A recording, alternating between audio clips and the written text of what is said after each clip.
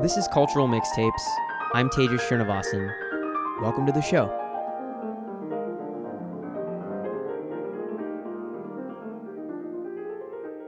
Once in a while, you get musicians that evade all possible descriptors.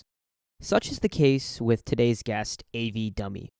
All I can say with certainty is that the London-based band is made up of vocalist Buchanan, producer Christy Carey, bass player Sat Chatterjee, and drummer Jerome Johnson. They recently released their debut album titled Pornoviolence. This album exists as an amalgamation of everything going on in the world these past few years. And when I say everything, I truly mean everything. The sound is big and filled with so much nuance that it's near impossible to grasp everything going on in the music. And perhaps that's the point. Pornoviolence is a portrait of apathy in our time. It's a roller coaster ride of countless emotions throughout, but they all come together to create a sense of disillusionment. The lyrics take on a number of different styles, and the production is filled with exciting sounds and techniques that create a beautifully discombobulated sound that I'd never heard before. They've been touring around London and the UK and were recently shouted out by Finneas as musicians who were currently blowing him away. I sat down with vocalist Buchanan, who takes us through the story of the band, the creative process behind the album, and talks about the goals of Pornoviolence. I'm restraining myself from prefacing this conversation any further because, as you'll soon figure out, adjectives don't really do this group justice. So without further ado, here's Buchanan. Hope you enjoy the show.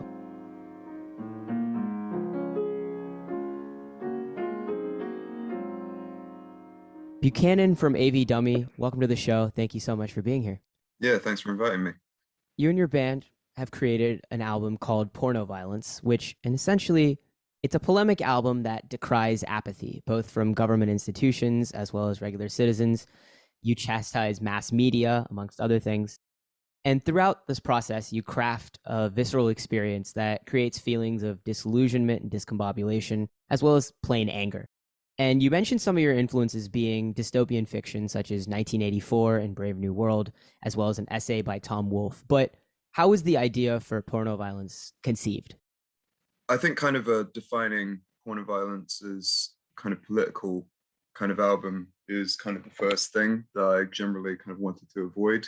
The experience isn't really intended to be political, more kind of a painting, like almost of like kind of a feeling. So yeah, the viscerality is obviously more the intended aim. Coming to Pornoviolence, it was basically coming from a place of just complete apathy and kind of tiredness. I think we started shortly after Donald Trump was elected in the US and Brexit here. And contextually, it was coming from a feeling of everything's just kind of falling apart and, not going well.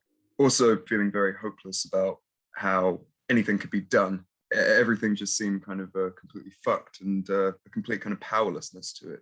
That feeling's kind of continued when I was growing up. Like the UK wasn't anywhere near as dystopic in kind of its politics. And I think unfortunately I kind of happened to grow up in a temporary calm period, I guess, with like the Blair governments and Gordon Brown. And I think, austerity and global warming and everything, it all just seemed very far away when I was growing up, and then became very, very real. Also, it's worth pointing out, it's not an album that decries apathy. It's actually just apathy. Like a lot of the lyrics are about willful ignorance, which is again a 1984 thing. And just powerlessness. Just complete powerlessness to everything going on around you, and feeling angry and frustrated, but not really knowing how to channel that. Yeah. Your Spotify description reads that you're both a product and a reaction to the world you live in. What's interesting is parts of this album chides the shock value of public media right now, and you mentioned that it's just apathy throughout. However, you also lean into this, I guess, shock value with the maximalist production, and it almost seems required in order to make a statement as powerful as you did, or a painting, as you mentioned. Was that intentional, I guess, catching people's attention by the album name, the lyrics, and then using that attention that you've now grabbed to critique the entire system? Totally. I mean, I think the title alone, Pornoviolence, I heard the word first, you know, Yeah. and it was very much kind of a, wow, I like that. That's ridiculous. You know, I think at the time I was looking into all kinds of cesspits on the internet, and I was kind of going through Wikipedia wormholes, looking at like video nasties and Oh all gosh. kinds of like horrible things. And Yeah. I heard the term pornoviolence, and then I heard there was an essay by Tom Wolfe, and I thought that's perfect for what we're doing.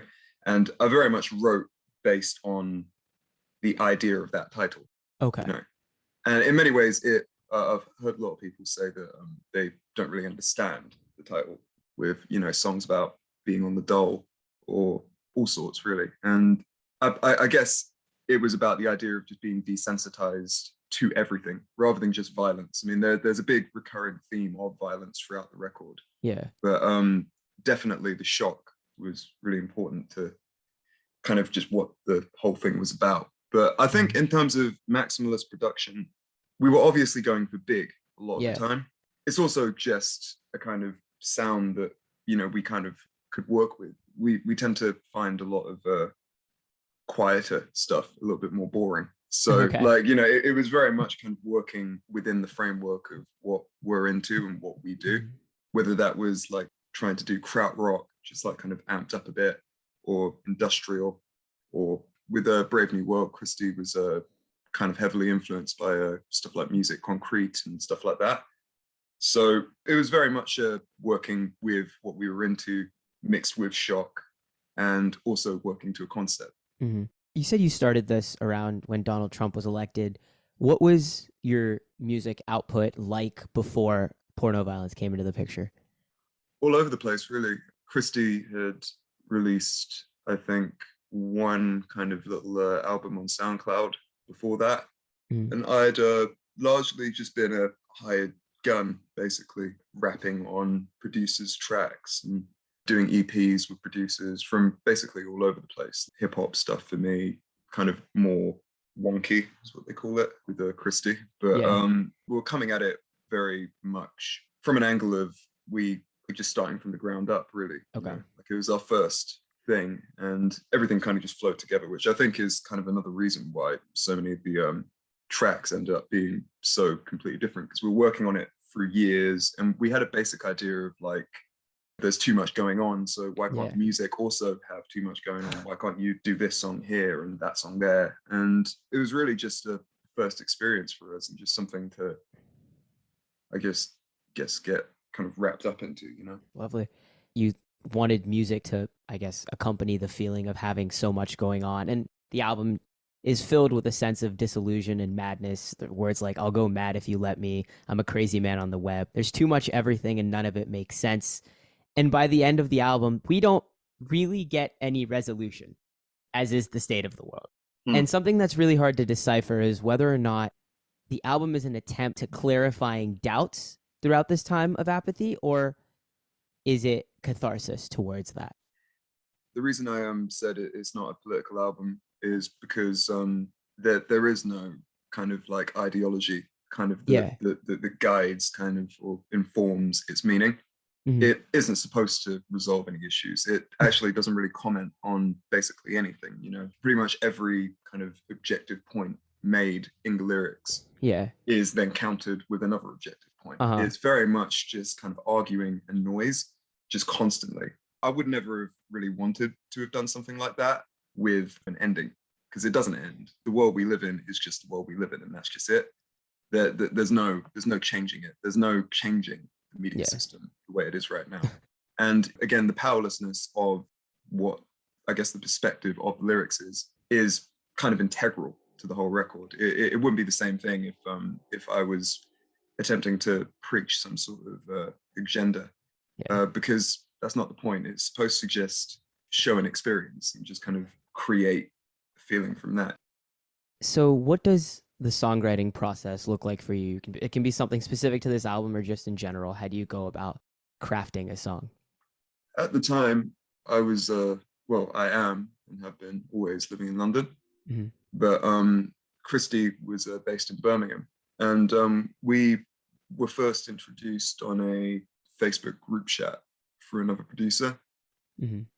we all used to work together. There's about four of us. We used to just make random songs and stuff like that. And it kind of drifted off as people kind of got busier doing other stuff. And me and Christy just kept at it. But the whole process for this album was basically stretched over years. I had no means of really recording an album. Like a lot of our early songs are actually recorded on an iPhone.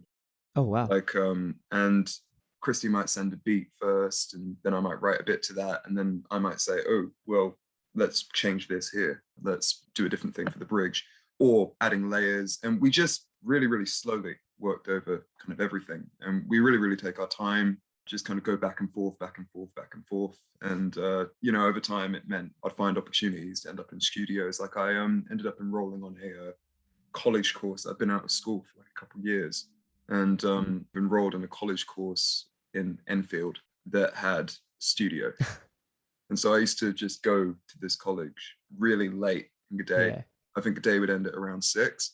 So I'd turn up around 5, like just bunk off the entire course itself and just go to the studio. And that's how we got the first 3 songs on the album that we did, Brave New World, Commercial Street, and Natural Born Killers. Oh, wow.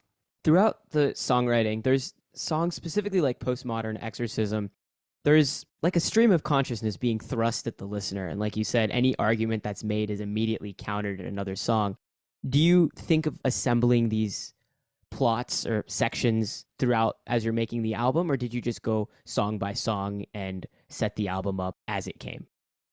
For me personally, what was really important was kind of making sure that you're not just doing random things, even if it seems like you're just doing random things. So we had the first 3 songs recorded. I really can't stress how long in my life this whole process actually was. But I was in rehab for 6 months, and I think in the entire course of me being in there, Brand New Attitude was the only thing that kind of, you know, because I had no contact with the outside world for a vast majority of it. So Christy just produced a couple of beats and sent them to me on email, and I managed to, through good behavior, get access to the laptop for about an hour on some days. And I just listened to all these beats and just go like, oh, Brand New Attitude, that's cool. For me, I've always been interested in the idea of the album as like a film. Okay. That's kind of my main interest. Film has always been. So it's the same with all albums, essentially. But like for me, it was really important to kind of have like a kind of chaptered approach to where this kind of narrative goes. And the lyrics obviously work with that in the framework. Like it's not a coincidence that Memorial Day has lyrics that are simultaneously apocalyptic, but also saying this is the end and it's the last song. Like everything for me was very, very structured from the get-go. So I always knew what we were doing before I actually wrote anything to it. Who were some artists that you look to, influences in terms of album assembly? Because these days, the music that's coming out, some people just throw 15 singles onto an album and call it an album. Some people take their time to specifically assemble things. Who'd you look towards on that end? It's interesting. I mean, I like a lot of kind of musicians and I like a lot of albums, but when it came to sequencing and kind of the idea of how it was very instinctive more than anything. Okay. Like, obviously, I really enjoy Radiohead albums and I really enjoy Kendrick Lamar albums at the time, like less these days. But to me, it was always very much kind of like, okay, this is the next thing in this story, and this goes here, and we need to add a transition here or do this there. It's very much kind of like if you were literally watching a film. When you watch a film without really knowing it, receive all the information about like, this is how it's plotted. You have this period here where you build suspense, and you have this period here where you release, and then you go back, and then it's very much just kind of instinctive storytelling. I guess it's a product of basically all concept albums ever made, really. I think they all have that same thing. And whether anyone is influenced by one album or another is a whole other thing. It was very, very independent in that sense. If an album takes this much time, and throughout this process for you, it's very clear that it was a part of your life as you were going through many different things. And throughout the album, there's a delicate balance of the personal and the political. Part of songs such as Brave New World and Memorial Day sound like they come from a place of trauma. How did you manage to walk the line between the personal and this, I guess, external apathy that you were trying to paint throughout? And is it something that you thought about? I struggle to be open to a certain extent. I'm a very kind of open person about my general experiences and stuff that I perceive I don't really care about. But it's very hard for me to identify my own feelings. Like I remember when I was again in rehab, we used to have this thing every day where kind of at the beginning of the day and at the end of the day, they'd make you all sit around and they'd ask each individual person to give a rating of the day, like out of 10. Okay. And whatever number someone said, they then had to describe why and explain how they felt. And for me, I can never really understand that. You know, I never really thought of my days as good or bad. They were just days. And it's very hard for me to kind of communicate things outside of like anger, stress, or fine, you know? Yeah. And I guess for me, it wasn't ever really that difficult to kind of balance the kind of personal with the external, because the personal and the external are basically the same thing. Songs like Postmodern Exorcism are very, very stream of conscious and very random almost. And, you know, a lot of it doesn't really make any sense. It doesn't even make any sense to me, because again, it's not really the point. There are also things laced in everything that are certainly personal and will definitely only be able for me to recognize, I guess. But that's the case with every writer ever. I mean, like you always give away subconscious kind of aspects about yourself through words you put down. And whether anyone can pick that up is another thing. But generally, there was never a tightrope between the personal and the external, because it was just natural. It was just like, this is it. I don't intend to overshare on a record. I want to talk about things, and I want to talk about how those things make me feel. And also, the only things I want to express that I feel are things that I think should resonate on a broader level. Like, you know, the feelings of apathy and anger and frustration and confusion and overwhelm, they're universal. They're not like, there's no need to kind of go into any sort of deeper sense of trauma. Honestly, I scoff whenever I hear about that, but it's just not relevant. It's just about, again, painting this kind of picture of a feeling and of a time. For this record to be what I always wanted it to be, which is a time capsule. And that was really important to Christy too. Like just making something that kind of signified what it's like to live at that particular point in time. It also applies to this time because things aren't getting better, but it's not relevant how I feel on a deeper level or anything else. Like, you know, it really is just about showing something and making that resonate and connect. You guys posted a clip on Instagram of a radio performance that you did in August on Represent Radio in the UK. And even just watching it on my phone was an incredibly viscerally powerful experience. And as you guys are playing gigs around with this album that you said is a time capsule, what is the process like when you're performing such not so pleasant feelings time and again?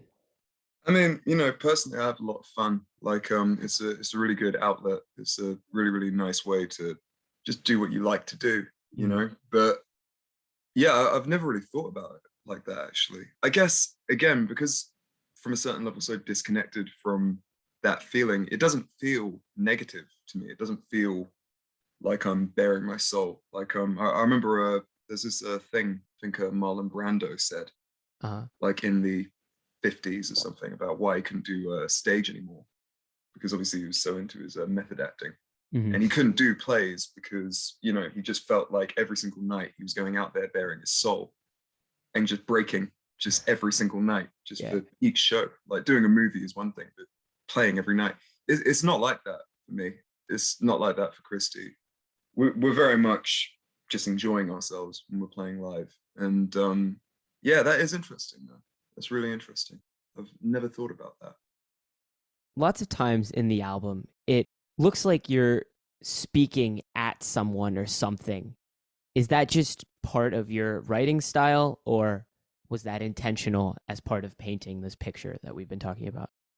I think that might have been a kind of subconscious kind of release. Like another thing I noticed, and this has always been the case, is that when I talk, I very quickly tend to pan across what I'm talking about and who I'm directing it to.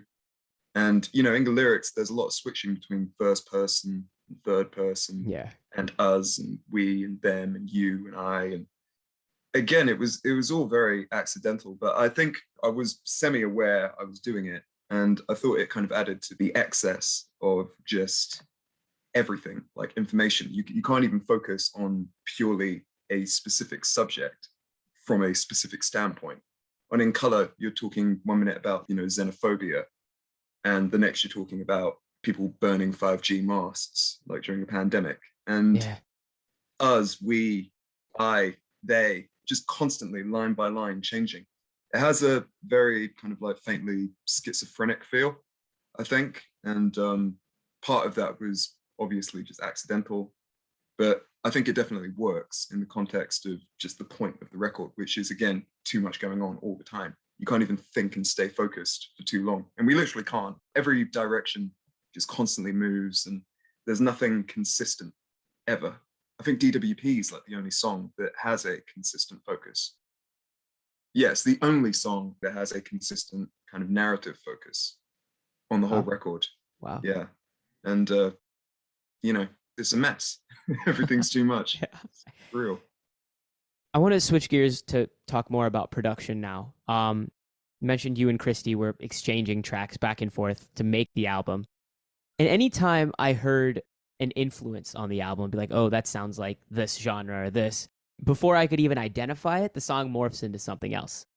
Was the idea of this perpetual slippage, there's some sort of police going down here, was the idea of this perpetual slippage part of your composition process?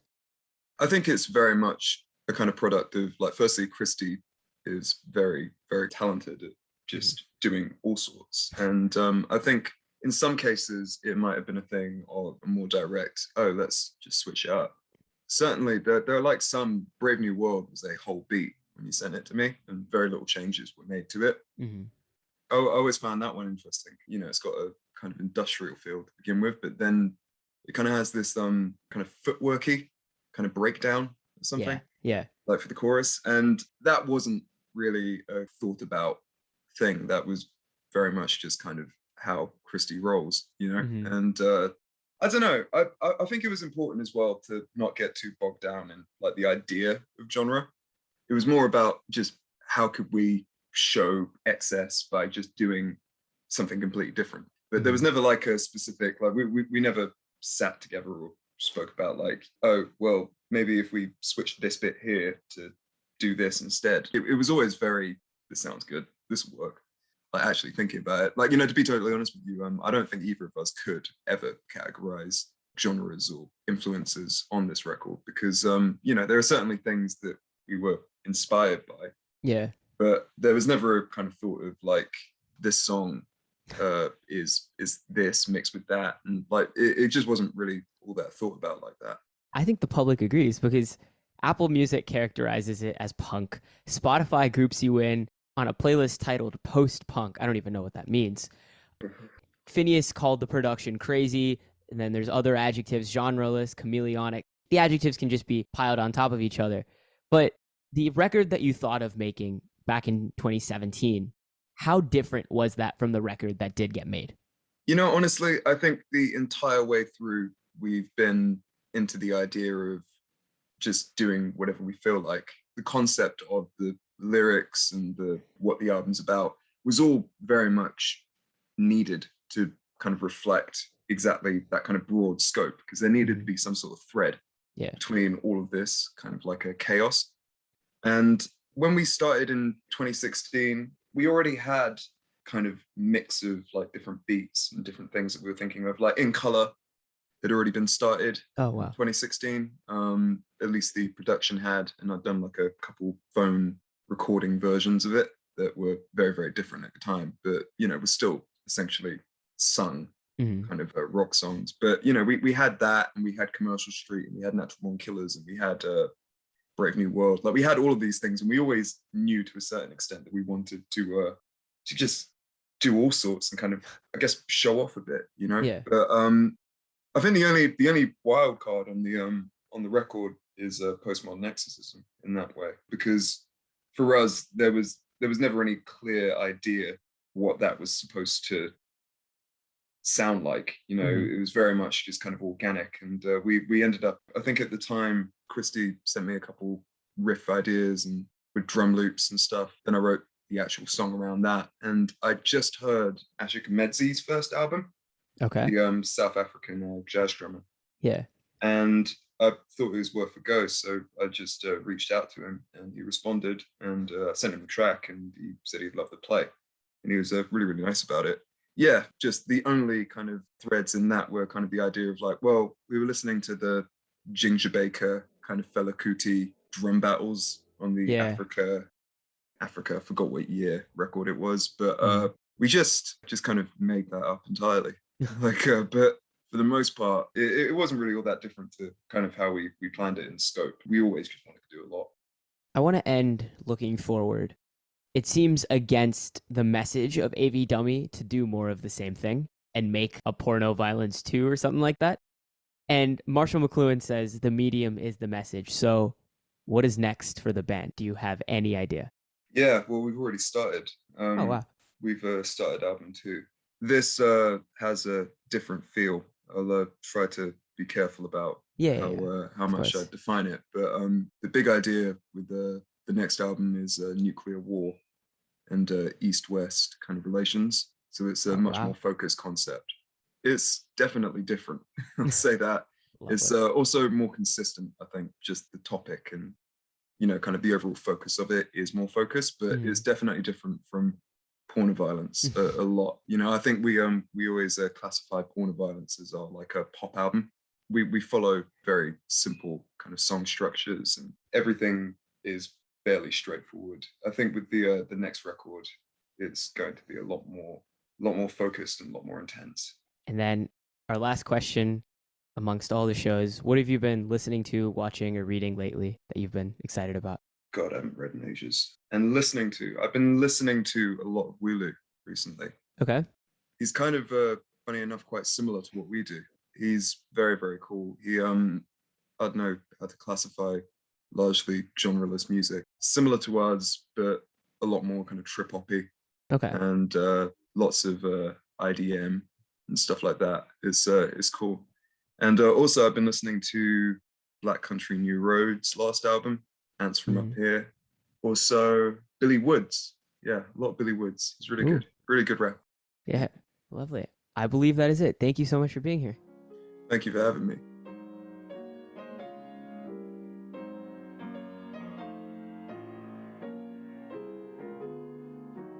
And that's our show. Special thanks to Buchanan for joining me on this episode. To listen to Porno Violence and see a list of his recommendations, visit the show notes.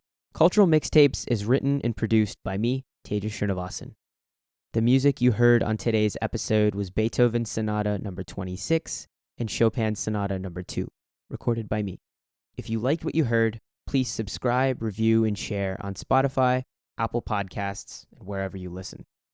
Thank you very much for listening.